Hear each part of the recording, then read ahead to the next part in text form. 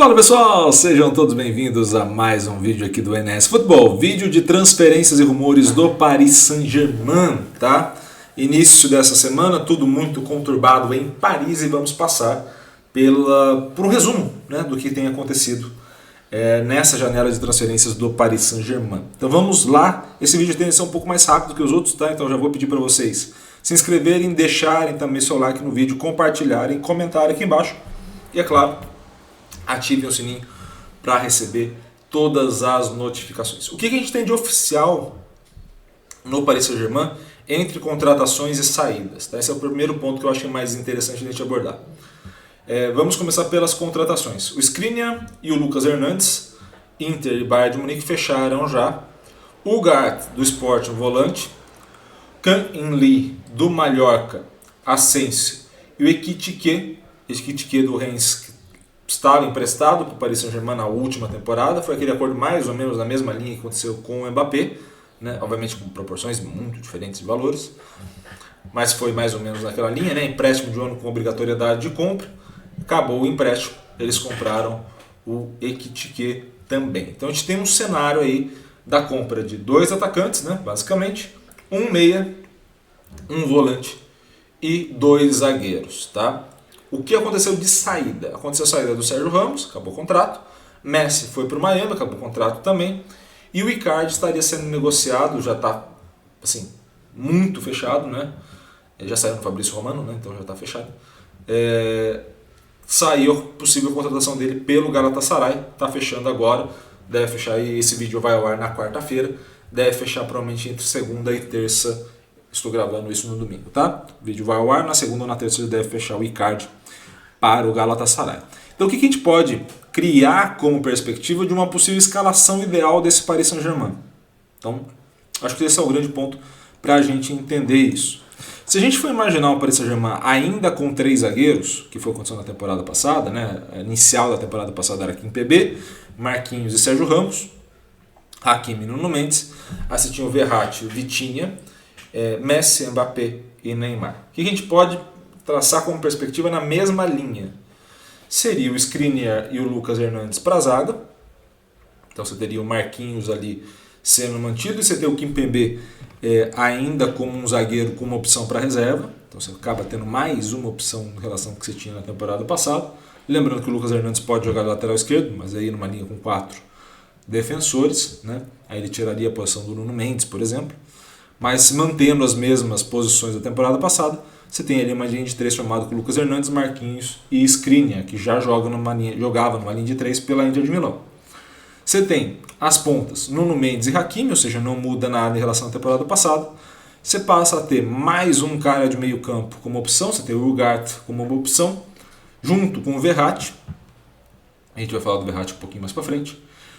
O que fazia o Messi talvez faça o Asensio, não necessariamente nas mesmas características, mas o Asensio joga também tanto nessa função de falso 9, um cara que desce um pouco mais centralizado, como também de ponta direita. Então ele pode ter essa função variando entre ali diferentes posições do ataque, né? Não mais centralizado como um 9, mas ele pode variar. E você teria Neymar e Mbappé jogando no ataque com os reforços que estão acontecendo. Tá? Então esse é o cenário que a gente encontra para o Paris Saint-Germain, que parece ser uma boa equipe. Tá?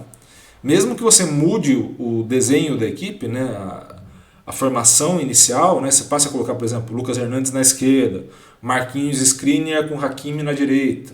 Você passa a ter o Ugarte, Verratti e Vitinha. Asensio na ponta direita, Mbappé centralizado, Neymar na ponta esquerda, ou Neymar mais centralizado e Mbappé na ponta esquerda. Todas essas opções também são boas, tá?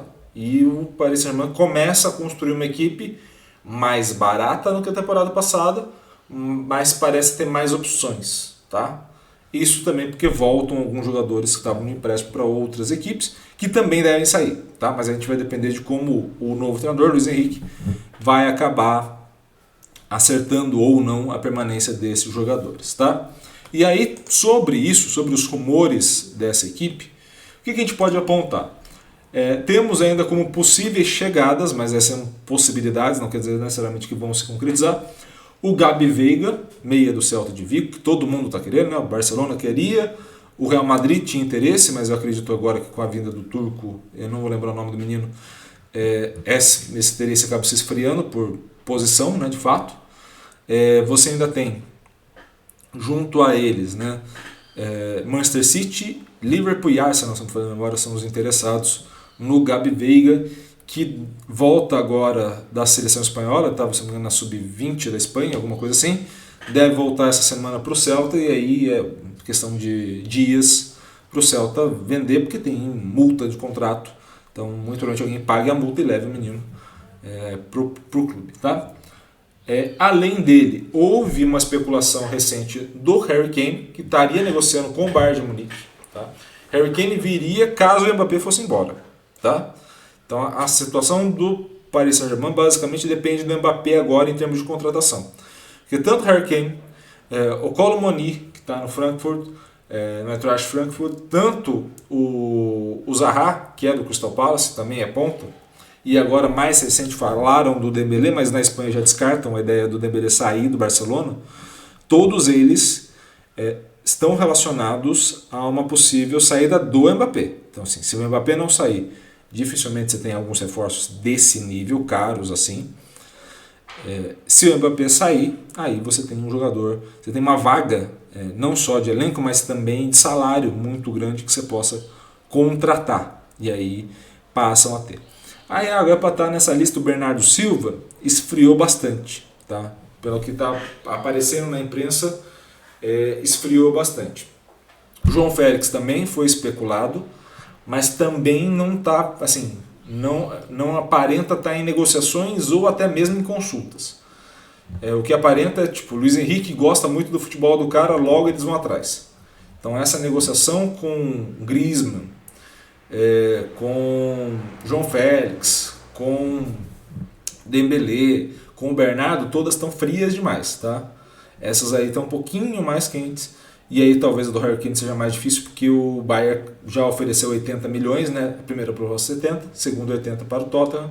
Então provavelmente o Bayern deve levar o Harry Kane nessa janela de transferência por 100 milhões, né? Assim, a diferença é essa, mais o dinheiro do Lucas Hernandes, inclusive, deve ser utilizado para a vinda do Harry Kane para o Bayern de Munique. Então esse cara também começa a esfriar essa negociação. E quem deve sair dentro dessa barca do Paris Saint-Germain? Os que estão ali com o nome na sequência, né, com o nome de clube na sequência, são aqueles que estão sendo especulados diretamente com o clube. Então, por exemplo, o Soler está sendo especulado diretamente com o Atlético de Madrid, o Mbappé com o Real Madrid e Liverpool, e o Verratti diretamente com o mercado árabe, se não me falha, o Al Hilal, mas assim, vão se especular em quase todos os clubes, né, uma questão só de contratação. Mas dificilmente vai sair, pelo menos ao que aparenta não tende a sair. Tá? Paredes, Wijnaldum, Kurzawa, Navas, o próprio Icardi que a gente colocou lá no começo, e os outros jogadores que voltaram de empréstimo, é muito provável que sejam todos negociados em definitivo. Tá? E olho na movimentação de mercado que fará o Navas também. Tá?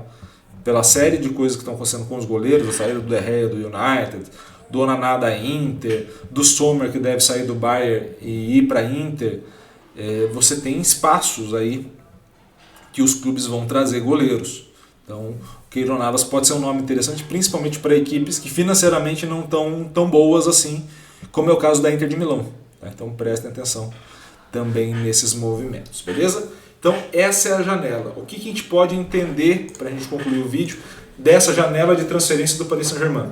A gente pode concluir que é um Paris Saint-Germain se organizando um pouco melhor do que na outra temporada, com nomes mais interessantes, mais novos, mas ainda sem uma organização do técnico, assim, sem uma aprovação do técnico. Boa parte dessas contratações foram fechadas antes de se fechar com o Luiz Henrique, assim, bem antes.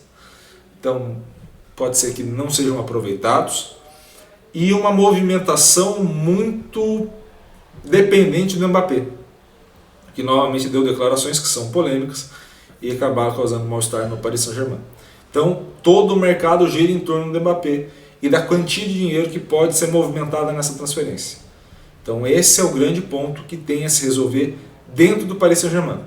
E tendo muita grana, não achem que eles vão gastar direto. Por quê? Porque você ainda tem uma questão de fair play financeiro. A UEFA passa a implementar a partir dessa temporada que em gastos de salário ou transferência, gastos totais com o futebol, você tenha 90% da receita. O Paris Saint-Germain não produz receita.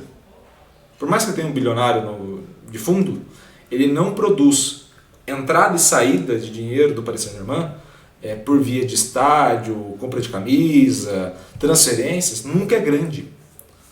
Porque eles não vendem bem, não é a função deles. E o pior, eles também não são uma equipe tão tradicional para ponto de sustentar como o Real Madrid e Barcelona sustentam. Então percebam como esse cenário todo que a gente está descrevendo, todo ele caminha para uma dificuldade grande do Paris Saint-Germain poder contratar mesmo com o dinheiro do Mbappé. Então há de se esperar como esse movimento e como esses rumores e essas possíveis transferências, principalmente a movimentação do Mbappé, vai impactar no planejamento do Luiz Henrique e comissão. Beleza? Espero que vocês tenham gostado desse vídeo. Gostou? Curta, comente, compartilhe esse vídeo com o máximo possível de gente. E é claro, se inscreva no canal e ative o sininho para receber todas as notificações. Um grande abraço a todos, obrigado pelo carinho e pela audiência e valeu! Até a próxima!